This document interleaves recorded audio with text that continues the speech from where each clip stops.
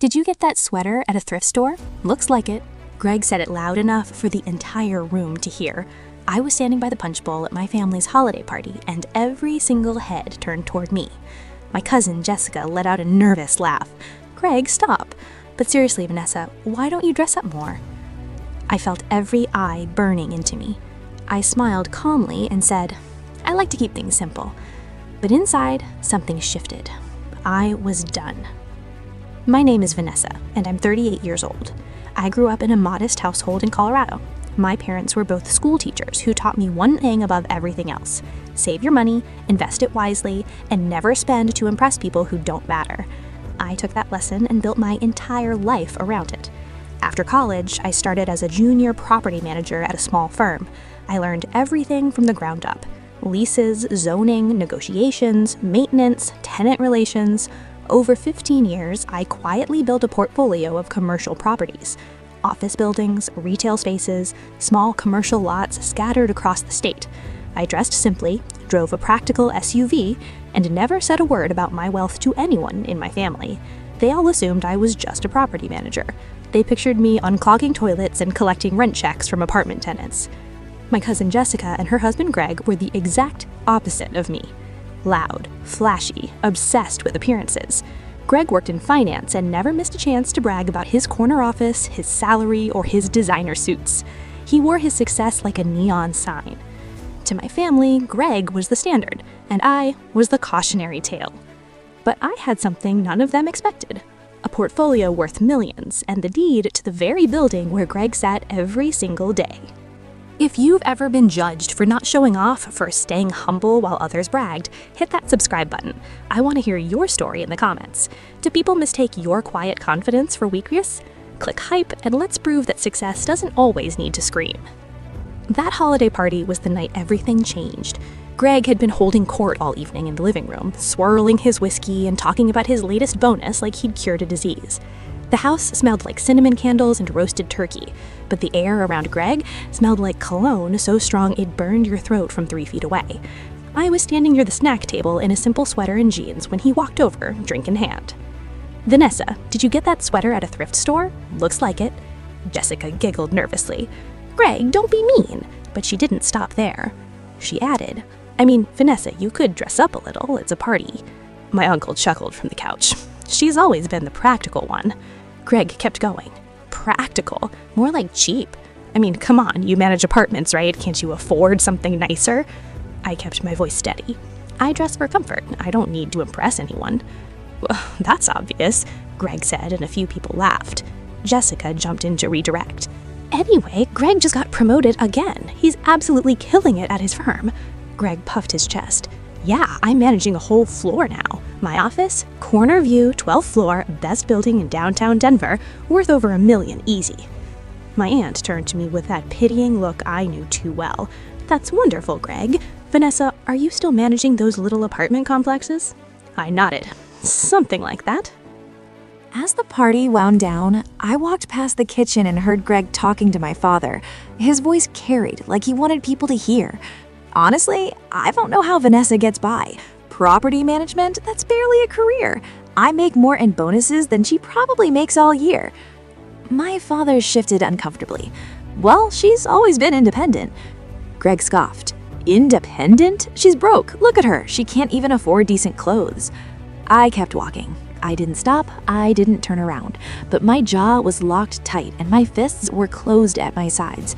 I was done being silent. A few days later, Jessica sent me a text that felt like a slap. Hey, we're doing a family investment group, just the successful ones. Greg's leading it. Thought you'd want to know, but it's probably not your thing. I read it twice. I wasn't invited because they assumed I had nothing to contribute. I typed back, thanks for letting me know. Jessica replied instantly, don't take it personally, it's just for people who are serious about wealth building. I set my phone down and didn't respond. The following weekend, the family gathered for brunch. Greg couldn't help himself. He turned to the table with a grin and said, you know, Vanessa's a great example of what happens when you don't take risks. She plays it safe, stays small, and ends up with nothing to show for it. Jessica nodded. I mean, I love her, but yeah, she's been doing the same thing for years. My mother tried. She's doing fine. Greg waved her off. Fine isn't success. I'm in a building worth over $1 million. That's success. I sat there with my hands clenched under the table, listening to the clink of forks and the hum of conversations that all seemed to orbit around Greg's ego. Then he came to me privately in the hallway, his voice dropped, dripping with false kindness. Look, I feel bad. If you ever want to get into real investing, I can teach you. I know a guy who can get you started with like $5,000, baby steps. I appreciate it, but I'm good. Come on, don't let pride get in the way. You're family. I'm trying to help you out here. I said I'm good. His face hardened. Whatever, stay broke then. He walked away. I stood alone in that hallway, listening to the sound of his shoes clicking on the hardwood like he owned the place. I stopped engaging after that. I didn't defend myself, I didn't argue, I didn't explain. I simply went home, sat at my desk, and pulled up property records, lease agreements, and financial documents.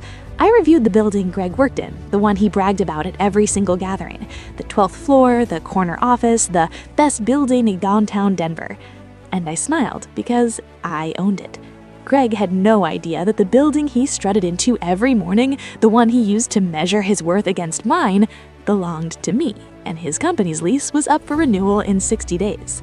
What my family didn't know was that I'd been building my real estate portfolio for over 15 years. I started small, a duplex near the university, then a small apartment building, then my first commercial property, a rundown retail strip I renovated and flipped into a profitable lease. I reinvested every dollar. I lived modestly. I never told my family the extent of what I'd built because I didn't need their validation. I didn't need applause. I needed results. 3 years ago, I purchased a Class A office building in downtown Denver for $1.2 million. I renovated it top to bottom, leased it to several high-end tenants, and turned it into one of the strongest assets in my portfolio. One of those tenants was a mid-sized financial firm, Greg's firm. I had never mentioned it to anyone in the family. I managed the property through an LLC, so my name wasn't publicly attached. Greg had no idea that the landlord he complained about in emails, the one he called cheap for not upgrading the break room coffee machines, was his wife's own cousin. I had copies of every lease agreement, every complaint email his office had sent, every late rent notice his company received, and I knew that his firm's lease was up for renewal in 2 months. I had no intention of renewing it at the old rate. They thought I was quiet because I was empty, but I was quiet because I was building, and it was time to show them exactly who I was.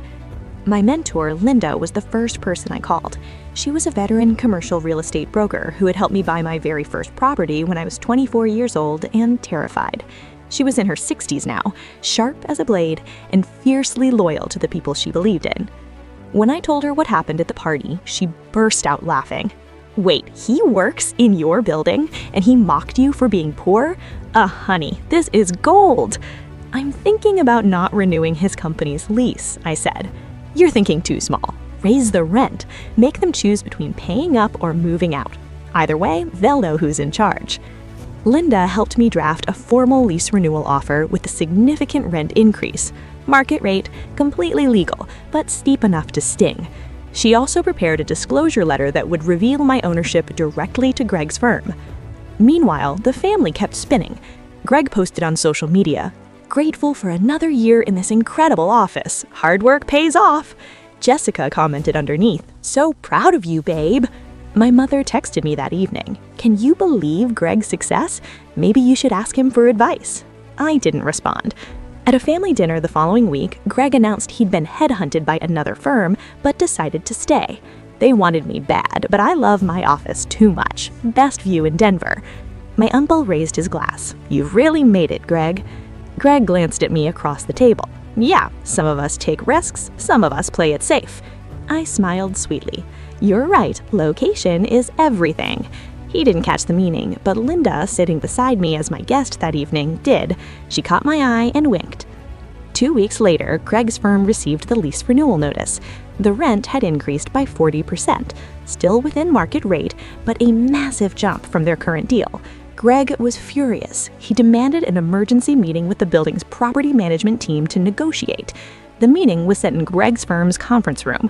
He expected to sit across from some junior manager he could intimidate into backing down. Instead, I walked through the door. Linda was on my left, my attorney was on my right. Greg's face froze. Vanessa, what are you doing here? I'm the owner of this building, I said. I'm here to discuss your lease renewal. The conference room went dead silent. The hum of the air conditioning was the only sound. Greg's boss, a gray-haired man at the head of the table, leaned forward. Wait, you own this building? I've owned it for 3 years. You've been leasing from my LLC the entire time. Greg's face drained of every shade of color. That's not possible. You're a property manager. I manage properties I own. This is one of them. I slid the renewal offer across the polished table. The new rate is $18,000 per month. That's current market value. You're paying $12,800 because I gave your company a discount when you first moved in. Greg's boss looked at the paper, then back at me. A discount? Yes. I didn't realize at the time that one of my tenants would spend the next 3 years mocking me at family gatherings for being broke.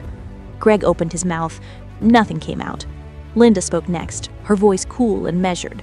You've also sent 14 complaint emails about the building's amenities, all of which were addressed promptly. You're welcome.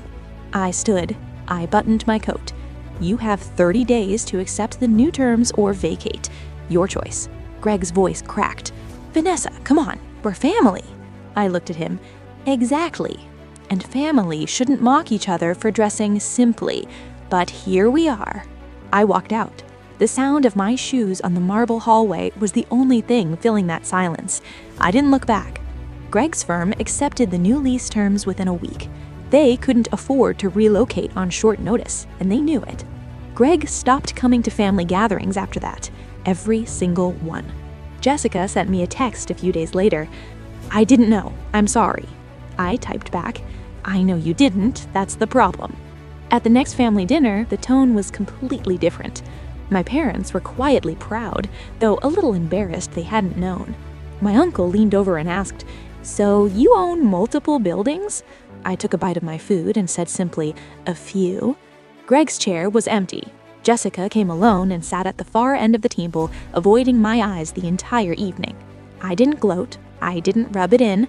I just existed the way I always had, quietly successful, unbothered, in control. They thought my quiet life meant I had nothing, but I had everything I needed, and I built it myself. I didn't need their approval. I just needed them to stop underestimating me.